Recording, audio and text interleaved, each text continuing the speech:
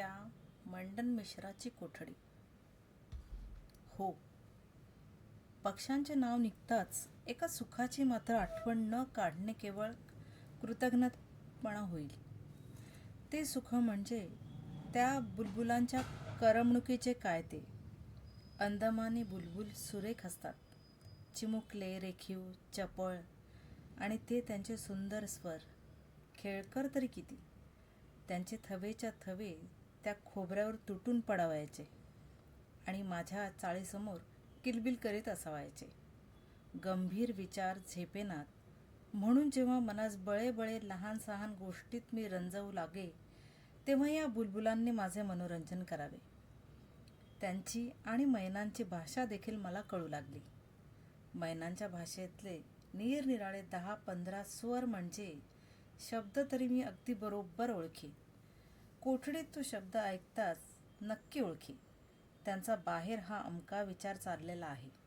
त्यांची साधी बोलावणी, लपंडावांच्या आरंभांची भाषा, निकडीची बोलावणी, भयसूचना, सुखगीती, रतिगीती, शिशुगीती, पिलास बोलावणे, प्रियकरास बोलावणे, युद्धापूर्वीची अंतिमोत्तरे, आव्हाने, रणगर्जना इत्यादी प्रसंगांचे निरनिराळे स्वर आणि शब्द अगदी भाषेसारखे ठराविक असत. आणि त्या भाषेच्या व्याकरणात मी अगदी व्युत्पन्न झालो होतो. माझी भाषा त्यांना मला शिकवणे शक्य नव्हते, कारण पक्षी पाळणे हा कारागारीय अपराध असे, नाहीतर ते माझ्या खोलीत सहज पाळले जाते. जर मला तसे करता येते तर मी त्यास राष्ट्रप्रीतीची गाणी शिकवली असती. आणि मग शंकराचार्य मंडन मिश्रांचे घर कोणते म्हणून विचारित गेले, तेव्हा जसे लोकांनी अभिमानाने सांगितले की ज्यांच्या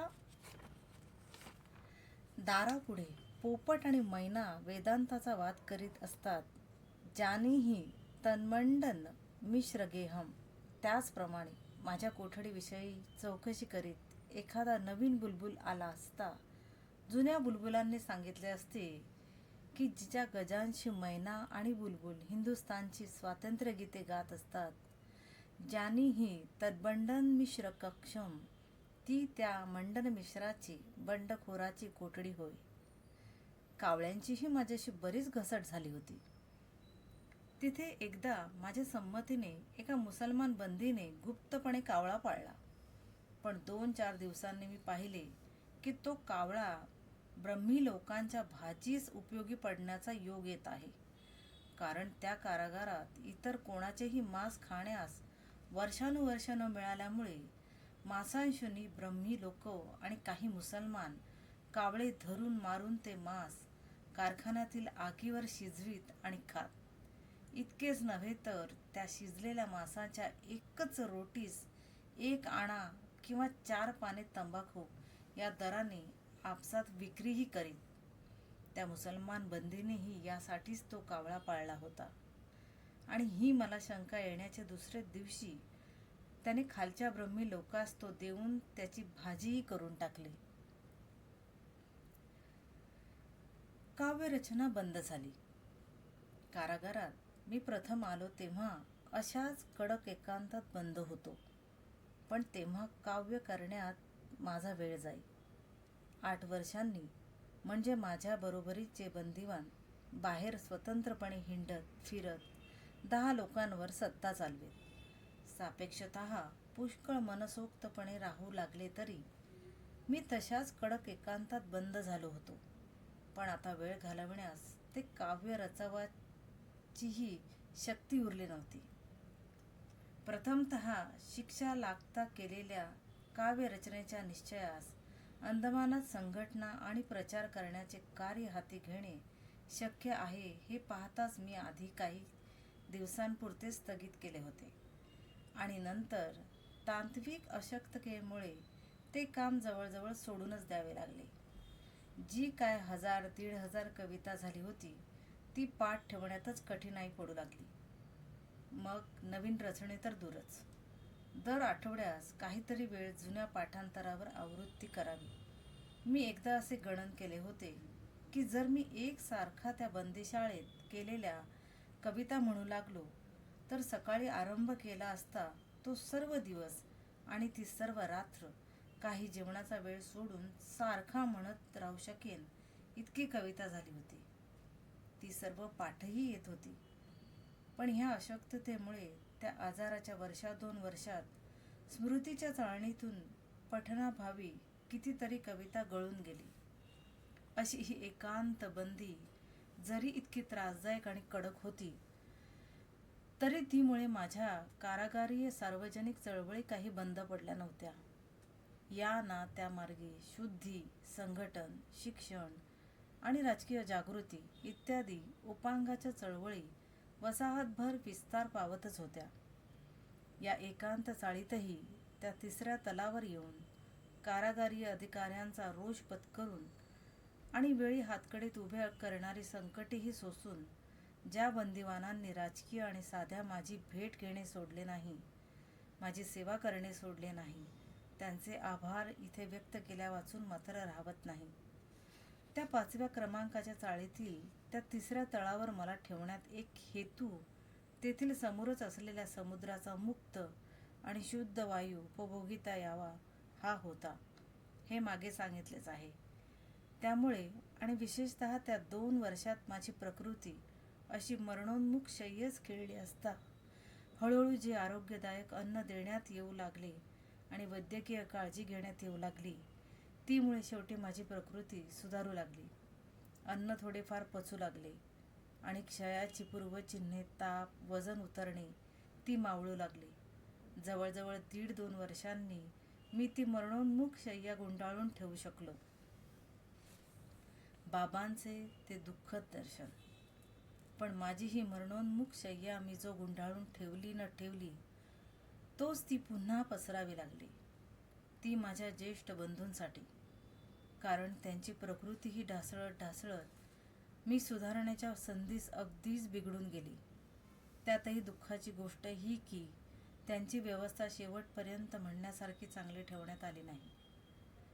काळ्या चवाळ्याच्या कोट घालून पित्ताशय बिघडून ठणका लागल्यामुळे वाकून चालत ते रुग्णालयात जात आहेत. तिथे एक उद्धट आणि मेण घुणा हिंदी मद्रासी मेडिकल असिस्टंट डोळे वटारून, बूट आपटून, त्यास किंचित ओढाताण करून म्हणत आहे, कुठे दुखते आहे? इथे तर काही नाही, लबाडी आहे सगळी.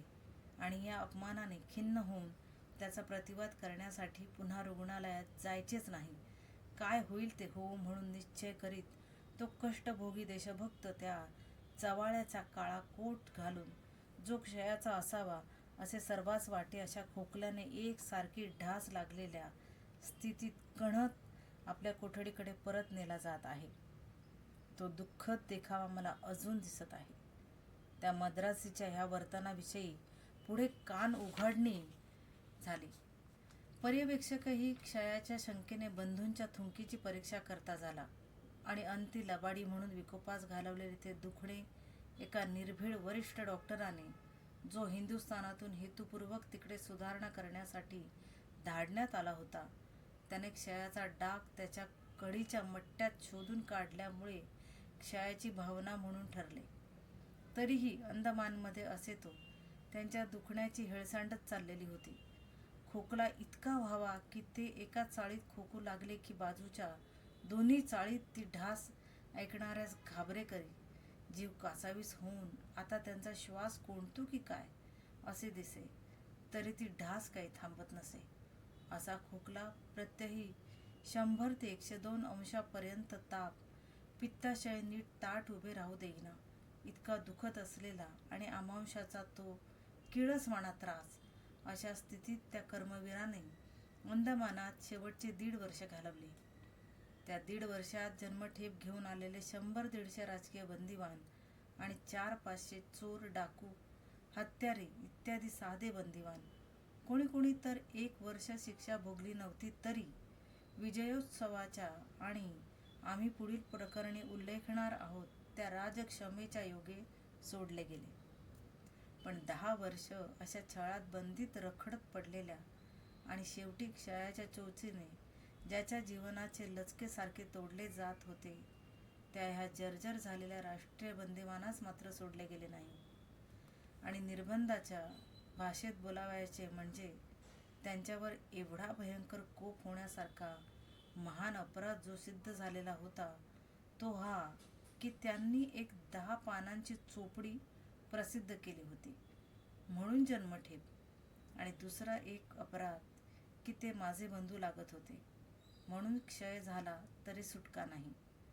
पण तरीही त्या कष्टभोगी कर्मवीराचा आत्मविश्वास, तत्वनिष्ठा वा धीर यत्किंचितही न्यून झाला नाही. मरणाचे मार्गण खेळू लागले असताही मांडलेल्या ठाणापासून तिळभरही तो ढळला नाही. तरीही अंदमानाचेच वृत्त तेथून हिंदुस्थानातील कारागारात परत आणल्यानंतर त्यांचे दैवी जे कष्ट पुढे लिहिले होते त्यासमोर हे अंदमानातील शरीरकष्ट आणि मानसिक जाच काहीच नव्हते. त्यास अजून पुढे तोंड द्यावयाचे होते. पंजाब आणि गुजरात येथील दंगे, सैनिक दंडकाखाली दंडित झालेल्या राजबंदींचे आगमन आणि कारामंडळ पुढील साक्ष. महायुद्ध संपून त्यांची प्रतिक्रिया संपते न संपते तोच पंजाबमधील आणि अहमदाबाद, दिल्ली, विरमगाव इत्यादी ठिकाणातील 1919 या वर्षी उडालेल्या दंगलीची बातमी अंदमानमध्ये येऊन थडकली. आम्हा सर्वांस मोठे कौतुक वाटले.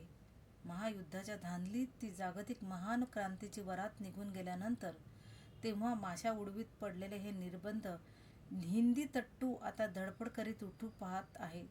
मागोमाग पंजाबमधील आणि गुजरात येथील सैनिक दंडकाने दंडित केलेले राजबंदीही येऊन पोचले. अंदमानात राजकारणासाठी शिक्षा झालेले मुसलमान राजबंदीवान अजून बहुतेक आलेले नव्हते. या सैनिक दंडकाच्या बंदिवानात मुसलमान राजबंदीवानही थोडे बहुत होते. त्यांच्या सर्वांच्या शिक्षा जन्मठेपीपासून ते 2 वर्ष सक्त श्रमापर्यंत होत्या.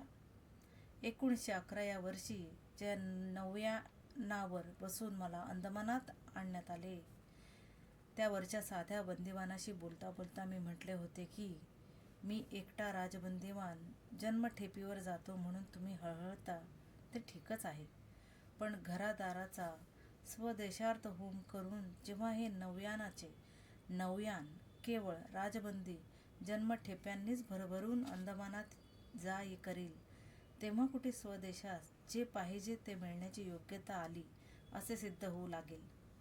राजबंदी जन्मठेप्यांची संख्या हे हिंदुस्थानाच्या जिवंतपणाची उष्णता मोजणारे औषण्य मापन आहे. ते शब्द मला तेव्हा आठवले कारण ती 2 नौयाने जवळजवळ राजबंदीवानांनीच भरून आलेली होती. आता त्या कारागारात 200 पर्यंत तरी राजबंदीवान एकत्र झाले होते. बहुतेक 10 वर्ष वा जन्मठेपीसारख्या भयंकर शिक्षेने दंडित, तरी बहुतेक ती शिक्षा कर्तव्य म्हणून उन्नत मस्तकाने आणि धैर्याने सहन करीत असणारेच होते. औषण्य मापनाचा पारा त्या माझ्या येण्यापासूनच्या 10 वर्षात कितीतरी वर चढला. 1 वर्ष 1.5 वर्ष बंदी कोणात झाली तर ज्या हिंदुस्थानात तो देशभक्त हुतात्म्यासारखा समजला जाई त्याच हिंदुस्थानात शेकडो लोक जन्मठेपीवर जाण्यासही कचरत नाहीत, आणि ती गोष्ट इतकी प्रत्येकीची होते की त्यांची नावे देखील लोकांच्या ध्यानात राहत नाहीत, आणि 1 किंवा 1.5 वर्षाची शिक्षा तिची गणना सुटकेतच होऊ लागली. सुटला म्हणतात अमका, केवळ 2 वर्ष बंदी. इतके झाले तरी साध्य प्राप्त व्हावयास हवे तर अजून कितीतरी आणखी व्हावयास पाहिजे. कितीतरी अधिक कष्टांचे मूल्य अजून मोजून दिले पाहिजे, तेव्हा भरपाई होईल. देशभक्तीला बौद्धिक बळ हवे. असे विचार आठवड्यांच्या बैठकीतून आणि वैयक्तिक चर्चेत मी सारखे सांगत होतो. त्यामुळे कष्ट सोसण्याची शक्ती आणि धृती अधिक उत्पन्न होई. आलेला थकवा किंवा झालेली निराशा दूर होई. ह्या नावागत राजबंदीवानात बहुतेक खेडेगावातील लोक होते. बहुतेक अगदी अशिक्षित होते, परंतु बहुतेक देशभक्तीला पारखे नव्हते. मला मोठे घबाडच हाती लागलेसे वाटले. मी त्यांच्यातील प्रत्येकास विनवीत चाललो की स्वाभाविक देशभक्तीने आपण युक्त होता, पण देशभक्तीमागे बौद्धिक बळ नव्हते. ती आता उपार्जन करण्याची संधी गमावू नका. हा नालंदा विहार आहे. ज्ञान आणि तप यांची साधना आरंभ करा. आपासून मी आणि माझे सवंगडी ह्यांनी ह्या राजबंदीवान होऊन आलेल्या दुकानदार, शेतकरी, खेड्यातील पाड्यातील बांधवास शिकवण्यास सुरुवात केली. त्यात गुजराती होते. त्याच गुजराती शिकवण्यास मी ती पुस्तके विकत आणवली. पंजाब्यास गुरुमुखी धडे, गुजरात्यास गुजराती धडे, हिंदुस्थानीस त्यास हिंदी धडे देत मी जो थोडा त्यांच्यात सकाळ दुपार मिसळू शके त्या वेळात देऊ लागलो. प्रत्येक क्रमांकाच्या चाळीतून आमच्या संस्थेच्या तत्वाप्रमाणे आमच्या सभासदांनी तोच क्रम चालवला. त्या बंदिवानात माझे नाव ऐकलेले पुष्कळच लोक होते. त्यांच्यावर माझ्या शब्दांचा सहजच परिणाम होई. त्यातीलच एकाने मला सांगितले, मागे माझ्या पंजाबी बंधूतील एक दोघांनीही तसेच सांगितले होते की तुम्ही अंदमानास आल्यावर अमेरिकेकडून येणाऱ्या जलयानांवरील हिंदी लोक जर क्वचित सिंगापूरहून पुढे सरकताना त्यावर असले तर त्यातील कोणी कोणी अंदमानाकडे तोंड करून त्यास नमस्कार करीत, कारण तेथे त्यांच्या देशार्थ झुंजलेले बंदिवान वीर कोंडलेले होते. ह्या गोष्टी ऐकल्या म्हणजे आम्ही पूर्वार्धात ग्रंथित केलेल्या आमच्या अंदमानामधील पहिल्या दुसऱ्या आठवड्यातच उच्चारलेल्या वाक्यांची आम्हास आठवण येई की अपमानांनी आणि लांछनांनीही तेजोभंग होऊ देऊ नका. असाही एक दिवस क्वचित येईल. ह्याच कारागारात तुम्हा राजलांछितांचेच पुतळे उभारले जातील.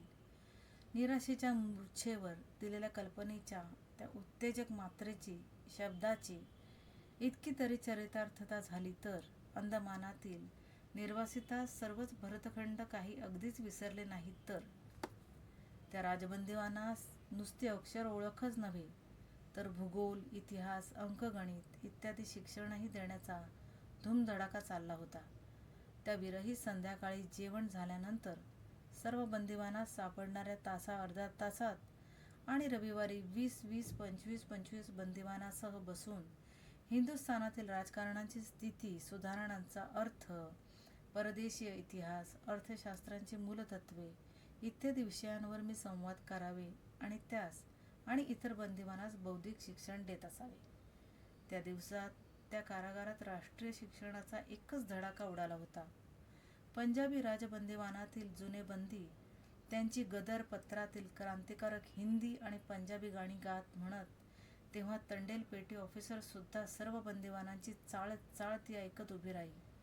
इतकेच नव्हे तर आमच्या चाळीत कारखान्यासाठी उभारलेल्या पत्र्याच्या छपराची आड असलेल्या हरताळीवर संध्याकाळी कुस्तीचे शिक्षणही राजबंदिवान घेऊ लागले, कारण नवीन आलेल्या राजबंदिवानात 1-2 नामांकित पहिलवानही आलेले होते.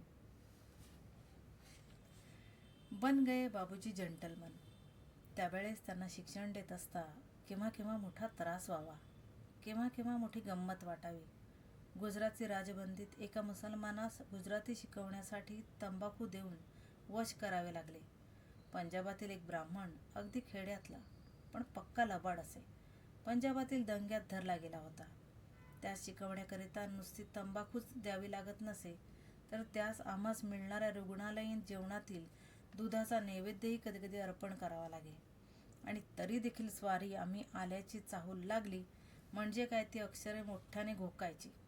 वयाची 50 वर्षे उलटली होती, पण लहान मुलासारखा खोड्याळ असे. आम्ही एके दिवशी तंबाखू वेळेवर न दिली की पाटी लपवून ठेवून ती हरवली म्हणून सांगे आणि आम्ही नाही असे पाहून आमच्यावर एक गमतीचे गाणे करून, बन गए बाबूजी जंटलमन, बन गए बाबूजी, ते ऐकून आम्हास अशी गंमत वाटे की त्यास ते गाणे आमच्यासमोर म्हणण्यासारखी आणखी एक चिमूट तंबाखू द्यावी लागे. त्यास इतर राजबंदी आमच्याशी असे बरोबरीने करण्याविषयी दटावू लागले. आम्ही मध्ये पडून त्याची सुटका करावी. त्यांचे ते बन गए बाबूजी जंटलमन, बन गए बाबूजी हे गाणे अजून आम्ही कधीकधी हौसेने गुणगुणतो. पाटी, पेन्सिल आणि अंकलिप्या घेऊन त्या राजबंदींच्या मागे मागे आम्हास कितीदा फिरावे लागे याची गणनाच नाही. काही तर आमच्याशी बोलण्याचे देखील त्या त्रासाकरता टाळीत. एका जीवा नावाच्या 40 वर्षाच्या गुजराती शेतकऱ्यास क ख ग चा पाढा आम्ही मोजून 40 वेळा दिला होता. ती गंमत पाहून राजबंदी खो खो हसत, पण अखेर त्याला तो पाडा आला. ही गोष्ट त्याहूनही गमतीची झाली. असे ते अशिक्षित होते, पण हृदय पवित्र, भक्तियुक्त, शुद्ध. केवढी त्यांची भक्ती आणि काय लीनता. त्यांच्यात कित्येकास दंग्यातून झालेल्या गोळीबारात गोळ्या लागलेल्या होत्या. आम्ही नेहमी अभिमानाने त्या घावांच्या डागावरून हात फिरवावा आणि म्हणावे, हे पहा आमचे सैनिक, ही पहा त्यांचे सन्मानदर्शक पदके. भाडोत्री सोन्याच्या पदकाहूनही ही मांसावर अंकित केलेली पदके माननीय आहेत. ही पदके किती किती प्रामाणिक आहेत. बारीची बोळवण आणि कारागारात राजबंदी ह्या सर्व उलाढाली करीत असता बारीसाहेब कुठे होते? पूर्वी राजबंदीवानांनी वर पाहिले की खाली पहा, आणि तो खाली पाहत असला तर वर पहा म्हणून काहीतरी निमित्ताने त्यांचा उपमर्द करीत गरजत जाणारा तो पोर्ट ब्लेअरचा मर्त्य परमेश्वर कुठे होता? कुठे नाही, त्या कारागारातच होता. पण अगदी त्या पोर्ट ब्लेअरच्या एखाद्या दगडासारखा. टक्कर कोणी घेतलीस तर लागणारा, पण आपणहून कोणाशी टक्कर घेण्यास न जाणारा एक निरुपद्रवी धोंडा होऊन पडला होता. 10 वर्षाच्या सतत घासाघिशीने कंटाळून ते संप, ती वृत्तपत्रातील हाकाहाक, तो त्यांचा बोज गेल्याचे दुःख ह्यांनी तो त्रासून गेला होता. आणि वरिष्ठ अधिकाऱ्यांनाही डोईजड झालेल्या आणि संख्येने व संघटनेने सारखे वाढत जाणाऱ्या त्या राजबंद्यांविषयी भीक नको पण कुत्रा आवर असे धोरण त्याने स्वीकारले होते. आमची ही उलाढाल, जिथे 2 जण बोलायची चोरी, तिथे 25 जणांच्या सभा हे सर्व तो ऐके, पण साप पेटी ऑफिसर इत्यादिकास सांगे की माझ्या कानावर काही कागाळी येऊ देऊ नका. माझ्या आणि वरिष्ठ अधिकाऱ्यांच्या समोर काही त्यास असे एकत्र बसू देऊ नका. काम थोडे थोडे करून घ्या आणि बोभाट होईल असे काही भयंकर कृत्य होऊ देऊ नका, म्हणजे झाले. मग त्या सैतानास काय वाटेल ते करू द्या. तुमचे तुम्ही सांभाळा, जा.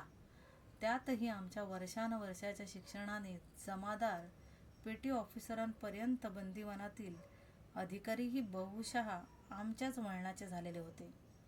आपण होऊन चुगली करणारे फार थोडे उरलेले होते. त्यामुळे बहुतेक गोष्टी तर बारीच्या कानावर न जाताच घडत असत. ह्या अधिकाऱ्यात संघटनांच्या आणि राष्ट्रीय विचारांच्या प्रेरणेचे लोक कसे असत ह्याचे एक उदाहरण म्हणून सांगू. एक गुजराती बंदिवान जो शेतीच्या साठी हत्या केल्याच्या अपराधासाठी दंडित झालेला होता, तो आम्ही आलो तेव्हापासून आमच्या विचारांनी प्रेरित झालेला आणि आमचा कट्टा अभिमानी असे. राष्ट्रीय रुची त्याला इतकी लागली की संपासारख्या अगदी कडक बंदोबस्ताच्या दिवसातही तो स्वतः काम करी. बंदी होता तेव्हा नारळाच्या फळाच्या सोललेल्या सालीत लपवून राजबंदींच्या चिठ्ठ्या नेत आणीत असे. पुढे ऑर्डर झाल्यावर कचरा भरणाऱ्या टोळीवर तो मुख्य असे, तेव्हा त्या टोकऱ्यातून वर्तमानपत्रे आम्ही भागाभागातून धाडावीत ती त्यानेच न्यावी. त्याच्या ह्या साहसाने त्यास आमच्या मंडळीत डाकवाला म्हणून उपपद मिळालेले होते. अगदी जेव्हा बारीचा सत्ता काल कडकपणे गाजत होता, तेव्हा पेन्सिल किंवा कागदाचा बोटभर तुकडा अशक्य म्हणून पाणी पिता पिता कटोऱ्यावर विटकरीने आम्ही बातम्या वा निरोप लिहावे आणि ते कटोरे या राजश्रींनी सहज फिरवीत इकडचे तिकडे पोचवावे. झाडाची पाने कचऱ्यात फेकण्यात यावी. याने खूण केली की ती आम्ही उलगडून पाहावी. तो त्यावर बाहेरून आणलेल्या एखाद्या बातमीचे 2 शब्द काट्याने कोरलेले, कोणासही शंका येणार नाही अशा रीतीने. ते झाड पुढे तुरुंगात तोडण्यातच आले. अशा या निर्लेपपणे राष्ट्रीय स्वयंसेवकाचे काम करून राजबंद्यांसाठी आणि शुद्धी इत्यादी सार्वजनिक चळवळीसाठी झटणाऱ्या बंदींची वाढत वाढत जमादाराच्या जागी त्यावेळेस बढती झाली होती. तो पूर्वी स्वतः आमच्यापाशीच आ पासून गुजराती शिकला होता. तो आता जमादार झाला तरी आम्ही सांगू त्यास इकडे तिकडे पाहात स्वतः वाचण्यास देई आणि शिकवी. इकडे तिकडे पाहत, कारण अशा सार्वजनिक परोपकारी राष्ट्रीय प्रवृत्तीस उत्तेजन देण्याचे ठिकाणी ते कारागारीय विधानाच्या दुष्ट धोरणानुसार दंडनीय ठरलेले होते. तो बंदिवानाचे काम आणि इतर आवश्यक शिस्त किती पाळी आणि किती प्रामाणिक व निर्व्यसनी असे, ही गोष्ट त्याची राजबंद्यांशी सहानुभूती असल्यामुळे तो शंकास्पद मनुष्य म्हणून ठरलेला असताही बारीच्या हाताखालीच, पण बारीच्या कृपेने नव्हे, जमादार झाला होता. ह्यावरून बभंशी सिद्ध होईल. क्रांतिकारक कावळे चिमण्या मारणार नाहीत. आमच्या शिक्षणात वाढलेले लोक जिकडे तिकडे वसाहतीत आणि कारागारात पसरत गेल्याने आणि राजबंद्यास कसेबसे शांत ठेवा हे धोरण वरिष्ठ अधिकाऱ्यासच कंटाळून स्वीकारणे भाग पडल्याने आमचे बारीसाहेब एखाद्या मृत ज्वालामुखीप्रमाणे बंदीशाळेच्या लेख्यालयात बसलेले आहेत. अष्टोप्रहर तोंडात धरलेल्या काठी एवढ्या चिरुटाचा धूर जो काय तो त्यांच्या तोंडाचा ज्वालामुखी सोडीत असेल तेवढाच काय तो. सर्व बाकी थंड. त्यातही आताशा त्यांना विकार जडलेला होता. ते लंबॅगोच्या आजाराने अगदी कंटाळत आले होते. अखेर एकदाची त्यांना अवधीची सुट्टी मिळाली आणि लवकरच ते पोर्ट ब्लेअर सोडण्याची सिद्धता करू लागले. ते त्यांची पोर्ट ब्लेअरची 20-30 वर्षांची मत्ता बांधून बिंधून घेत आहेत तोवर त्यांच्या सुट्टीची गोष्ट निघाल्यामुळे आठवलेली मागच्या सुट्टीची एक गंमत सांगून टाकू. 4-1 वर्षापूर्वी, म्हणजे 1915व्या का 16व्या वर्षी त्यांनी आयर्लंडात जाण्याचे ठरवले आणि त्यांना अवधीची सुट्टीही मिळाली. आयर्लंडमधून हे महाशय 2-4 पैसे घेऊन पूर्वी पळून आलेले होते. तो पूर्वीचा भिकारी मनुष्य आज 10-5 हजार गाठीशी मारून परत आयर्लंडला जाणार होता. ते म्हणतच, मी माझी 20 वर्षाची अंदमानाची जन्मठेप पुरी केली बरं का सावरकर, कारण मीही एक इथे बद्ध झालेला मनुष्यच नव्हतो का. आयर्लंडात आता परत जावयाचे, पण राजबंद्यांची जी त्यांनी दयाळू व्यवस्था आजवर ठेवली होती ती त्यांच्या पोटात डाचू लागली आणि ते दिवस म्हणजे लोकात पीडक म्हणून बबरा झालेल्या सरकारी अधिकाऱ्यांपैकी एका दोघास कुणातरी उद्दंड क्रांतिकारकांच्या हातून झटपट राम म्हणण्याची पाळी आल्याची प्रत्यही बातम्या आणणारे. बारीच्या कार्यालयात एक दिवस त्यांची गोरी मित्रमंडळी बसली असता ही चर्चा निघाली आणि कलकत्त्याकडून प्रवास करण्यात बारीसाहेबांच्या जीवास त्यांच्या कीर्तीने लुब्ध होऊन त्यास प्रसाद द्यावयाच्या टपलेल्या एखाद्या दृष्ट क्रांतिकारकाची घातक भेट गाठ पडण्याचा संभव असल्यामुळे प्रवास हिंदुस्थानातून न करता परस्पर सिलोन मार्गे करावा अशी बोलणी सहज झाली. आगेमागे असलेल्या आमच्या मुंशी मंडळींनी ती ऐकून आम्हास कळवले. त्या काळी गोऱ्या अधिकाऱ्यांच्या मनात अशी भीती उद्भवणे हे केवळ भ्याडपणाचेच लक्षण नसून काही अशी शहाणपणाचेही असे आम्हास वाटे.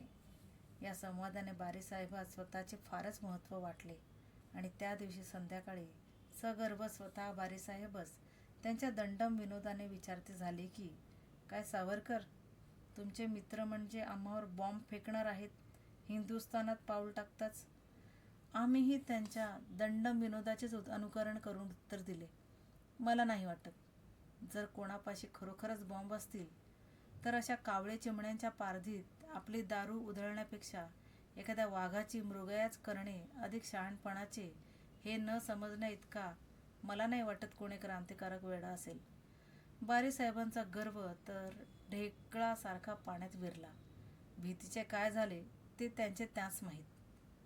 बारीचा मृत्यू ही झाली मागच्या सुट्टीची गोष्ट. ह्या सुट्टीची गोष्ट अगदी निराळी होती. आता ते बहुधा नित्याचेच चाललेले होते. अंदमान तर सुटणारच, पण हे जगही फार दिवस त्यास दिसेल की नाही ह्याचीही शंका यावी अशी त्यांची प्रकृती खंगली. शेवटी शेकडो बंदिवानांच्या शिव्या शापांचे उपहार स्वीकारीत कंबर बसून गेलेल्या बारीसाहेबास 2 जणांना धरून जलयानावर चढवावे लागले. अर्धमुमूर्ष स्थितीत ते हिंदुस्थानास पोचले. तेथे लवकरच त्यांचे अगदी हाल होऊन प्राणोत्क्रमण झाले. त्यांची स्मृती ही त्यांनी पिडिलेल्या राजबंदिवानांनीच जिवंत ठेवली म्हणून राहिली आणि हा ग्रंथ असे तो राहीलही, नाहीतर तीही तेव्हाच मृत झाली असती. आणि वास्तविक तसेच व्हावयास पाहिजे होते, कारण राजबंद्यांचे हाल जे झाले त्यास ते मूळ कारण नसून केवळ निमित्तभूत होते. पण त्यामुळे त्यास अगदी प्रमाणाबाहेर महत्त्व आले. तथापि अमूर्त संस्थेच्या दुष्टपणाची वा सुष्टपणाची माहिती देताना कोणातरी मूर्त व्यक्तीचा नामोल्लेख अपरिहार्य होतो. त्यामुळे तशा यक्वचित बंदीपालाचे नाव लोकांच्या दृष्टीसमोर आले. नाहीतर बारीच्या दोषाची किंवा गुणाची कशाचीच तितकी प्रख्याती वा कुख्याती होण्याची पात्रता नाही. तरीही जे काही सुखाचे शब्द आम्हास त्या अत्यंत विवश अवस्थेतही तो बोलला आणि आम्हाविषयी त्याने आणि त्यांच्या कुटुंबियांनी जी काही कधीमधी सहानुभूती प्रदर्शित केली त्याविषयी त्या बंदीपालाचे, त्यांच्या सदय कन्येचे आणि त्यांच्या देवलसी पत्नीचे आभार मानल्या वाचून आम्ही पुढे जाणार नाही. परस्पर विरुद्ध परिस्थितीहून अन्य परिस्थितीत भेटलो असतो तर तो क्वचित आमचा एक चाहताच झाला असता असे आम्हास वाटते. आणि ह्या समजुतीस आधार त्याचेच आमच्या मागे आमच्याविषयी त्याने काढलेले अनेक उद्गार आहेत. शाप आणि क्षमा. बारीचा उल्लेख संपवता संपवता छोट्या बारीची त्या पठाणी राज्य पोर्ट ब्लेअरमध्ये गाजवणाऱ्या मिर्झा खानाचीही बोळवण करून टाकू. बारीची ज्वालाच जेथे विझत आली होती तिथे तिच्या उष्णतेस थंडी होऊन ती लुप्तप्राय होत आली होती हे सांगणे नकोच. जिकडे तिकडे राजबंदीवानांचा जोर पाहून त्यांचे दुष्ट पठाणी सिंधी हस्तक एक एक करून तोडून टाकवण्यात आलेले पाहून जेथे तेथे सरकारी काम आणि कारागारीय योग्य शिस्त त्याच्याहीहून नीट पार पाडणारे पण सापेक्षतः सौम्य, सद्वर्तनी आणि राष्ट्रीय विचारांचे हिंदू बंदिवान आणि स्वतंत्र लोक वसाहतीत आणि कारागारात बहुतेक लहान मोठ्या जागांवर नेमले गेल्यामुळे निरुपाय होऊन ही मिर्झा खानाची दाढीबाज स्वारी अगदी ढिली झालेली होती. राजबंदीवानांपुढेच लांगुल चालन करून दिवस कंठू लागली होती. मुसलमानी धर्मवेड जे पूर्वी त्यास निष्कारण उन्मत्त करीत होते तेच आता त्याची भीतीही निष्कारण वाढवण्यास कारणीभूत होई. त्यास वाटे आपण जसे काफ्रात छळले तसेच ते आता आपणास छळतील. एक गमतीची गोष्ट त्यास या प्रवृत्तीचे दिग्दर्शन करेल. या उत्तरकाली त्यास एकदा हातास काही व्यथा झाली. काही केला तो ठणका राहीना. बारीचे सगळे अंग जसे लुले होत आले होते तसाच त्यांच्या या हस्तकाचा हात अगदी लुला झाला. तेव्हा त्या धर्मवेड्या मिर्झा खानाच्या मनाने पक्के घेतले की होय ना होय त्या 7 क्रमांकाच्या आरशीवाल्या बड्या बाबूनेच आम्हा दोघांवर काही जादू मारली असावी. बारी असा इतका भोळसट नसे, पण मिर्झा खानाने धास्ती खाल्ली. आम्हास अत्यंत गौरवून त्याने आजारीपणात निरोप धाडला की माझे 100 अपराध आहेत. सावरकर बाबूस म्हणावे क्षमा करावी आणि माझा हात मला परत द्यावा. ही त्याची विनंती ऐकून मी त्याची समज घालण्याचा पुष्कळ प्रयत्न केला की मी जादू केली नाही. इतकेच नव्हे तर जादू टोण्यावर माझा विश्वास देखील नाही. पण तो काही मानेना. तेव्हा केवळ त्यास निश्चिंत करावे म्हणून म्हटले, बरे तर तुम्ही म्हणता की मी बरे होईल असे म्हटले तर तुमचा हात बरा होईल. तशीच तुमची भावना असेल तर मी ईश्वर साक्ष तुमचे बरे इच्छितो. पुढे त्याचा हात बरा झाला. तो अर्थात औषधानेच. त्याला कशाने वाटला त्याचे त्यालाच माहीत. पुढे 6-1 महिने तो तिथे होता, पण दात पडलेला सापासारखा. नंतर विजयोत्सवाचे वेळी जे 300-400 बंदिवान सुटले त्यात अर्थातच आपल्या भूतकाळाच्या पीडक सेवेचे फळ ह्या स्वारीच्या हाती पडले आणि तो 10 वर्ष हिंदूंचा छळक म्हणून गाजलेला पण पुढे हिंदूंपुढे गोगलगाय झालेला मिर्झा खान सुटून गेला. त्याचे मागे तर पठाण, सिंधी, पंजाबी, मुसलमानांची उर्मी सुटली. अरेरावी पार चिरडून टाकली गेली. जे 1-2 उरले ते चुपचाप दिवस काढू लागले. जिकडे तिकडे वॉर्डर, हवालदार, जमादार, स्वतंत्र अधिकाऱ्यातील लेखक, डॉक्टर, कंपाऊंडर, कामगारात आणि वसाहतीत वंशांशी हिंदूच झालेले असून त्यांच्या सापेक्षतः सरळ आणि प्रामाणिक स्वभावामुळे वरिष्ठ अधिकाऱ्यासही तेच मानवत चाललेले पाहून पठाण म्हणू लागले, अब क्या बोलना, अब तो हिंदू राज हो गया है. वरिष्ठ अधिकाऱ्यांपाशी काही जुन्या पठाणांनी चुगल्या देखील कराव्या की साहब, अब तो पोर्ट ब्लेयर में हिंदू राज है, साहब हमको बड़ा डर है, हमारे ऊपर कुछ झूठा मुकदमा न बनाया जाए. ज्या वेळेस यांचे पठाण राज होते तेव्हा हिंदूंना असे खोटे खटले करून निष्कारण छळण्याची ज्यांना खोड होती, त्यांच्यापैकी या अवशिष्ट शिष्टांना आता हिंदूही तेच करतील अशी भीती वाटणे हे त्यांच्याच दुष्टतेचे प्रतिबिंब होते. हिंदूंच्या नव्हे, कारण हिंदूंनी निष्कारण कोणास मुसलमान म्हणून छळले नाही.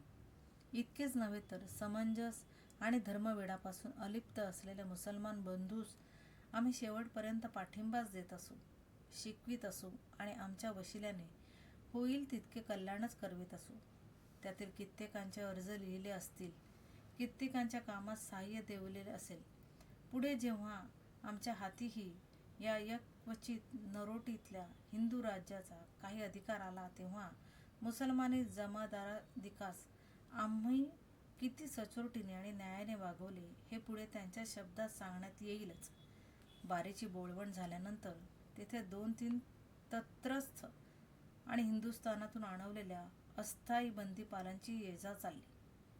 यापैकी एकास बारीच्या पहिल्या दराऱ्याची माहिती ऐकून, परंतु उत्तरार्धातील त्याच्या हताशेची आठवण न राहून आपण सरकारास आपला पराक्रम राजबंदीवानास सतावून गाजवावा असे वाटूनच की काय, नवीन आलेल्या गुजराती राजबंदीपैकी त्यास जे सौम्य स्वभावी लोक दिसले अशाच कोलू करण्याची त्याने आणि त्याच वेळेस तशाच उथळ स्वभावाच्या आलेल्या एका वरिष्ठ अधिकाऱ्याने आज्ञा केली. राजबंदीवानांनी झुंजून या कोलूची कंबर मोडली होती. त्यास तो देणे बरेच झाले होते. बरे देणे तर नवीन आलेल्या जे धष्टपुष्ट किंवा झुंजार होते त्यास ते कठीण काम देण्यास यावयास पाहिजे होते. पण अशक्त, सौम्य आणि अगदी गायीसारखी खेडवळ माणसे निवडून त्यासच घाण्याचे कष्टकारक काम दिले. हेतू हा की ते भिवून ते काम करतील. पण पहिल्याच दिवशी ते सर्व इन्कार करून बसले. त्यास मागचा इतिहास सांगितलेला होता. त्यांच्यातील दोघे आमच्याच चाळीत होते. त्यांच्यापाशी सर्व धोरण ठरवून ठेवले. त्यांचा इन्कार होताच त्या बंदीपालाने अगदी बारीचा आव आणून आरडाओरडा करून त्या आमच्या चाळीत असलेल्या 1-2घास, जे त्यांचे इतरांचे पुढारी म्हणून ठरवले होते, लाकडी घाण्यास अगदी बैल झुंपतात तसे बांधून इतरांकडून तो घाणा ओढावा म्हणून आज्ञा दिली. अर्थातच इतर बंदीवान तो घाणा घेऊन पळत सुटताच बांधले गेल्यामुळे त्या गुजराती राजबंदीस एकतर घाणा फिरवीत पळावे म्हणजे घाणा फिरवावा, नाहीतर आंग टाकून भुईवर खरचटत ओढले जावे हे 2च मार्ग उरले. त्यातील एकाने हा मार्ग स्वीकारला. तो भुईवर पडला. बांधला गेल्यामुळे इतर बंदी ओढीत त्या सरशी घाण्यामागे भुईवर आपटत फराफरा ओढला जाऊ लागला. थोड्याच वेळात ही त्या घाण्याच्या चाळीतील बातमी सर्व क्रमांकात फैलावली. आमच्याही क्रमांकात आली. इतर राजबंदीस निरोप धाडून काय ते ठरविता जेवणाची वेळ आली तेव्हा गुजराती राजबंद्यांच्यावर होत असलेल्या ह्या अत्याचाराच्या बातम्या खऱ्या का खोट्या ते आम्हाच बंदीपालास विचारणे आहे म्हणून प्रत्येक चाळीतून निरोप गेले. ही गडबड ऐकून बंदीपाल कारागृहात आला. तो पाहतो तो काय, झुंजात पटाईत झालेल्या जुन्या राजबंद्यातील एकाहून एक निश्चयी आणि करारी पुरुष हातात टाळ्या घेऊन आणि या कार्याची व्यवस्था लागल्या वाचून अन्न घेणार नाही म्हणून चाळीच्या दारादारात आडवे येऊन बिथरलेले उभे आहेत. बंदीपालाने हा पहिलाच प्रसंग पाहिलेला. राजबंदीवानांसाठी गाठ आहे हे स्वारीने ओळखले. प्रथम म्हणाला, गुजरात्यास घाण्यास बांधविले ही गोष्टच खोटी आहे. तेव्हा एक धिप्पाड आणि संपात नेहमी पुढे असलेला पंजाबी राजबंदी चिडून म्हणाला की काय, आमचा तो गुजराती भाई खोटे बोलतो हे पहा. आणि त्याने तो लोखंडी थाला गदेसारखा उगारला. हे पहा, वेळ पडली तर ह्या थालीपाटानेच डोके फोडून टाकू. आमच्यावर अत्याचार करणाऱ्याने नीट विचार करून तो करावा. बंदीपाल चकार शब्द न बोलता मागे गेला. त्या 2 गुजरात्यास घाण्यातून काढून खोलीत बंद करण्यात आले आणि राजबंदीवानास निरोप आला की तुम्ही जेवा. तुमच्या माणसास काही त्रास होणार नाही. काही दिवसांनी त्या गुजराती राजबंदीस इतरांप्रमाणे चिलका देण्यात आला आणि सार्वत्रिक संपाचे हे नवे आणि शेवटचे कारण त्या संपांच्या नुसत्या धाकानेच दूर झाले.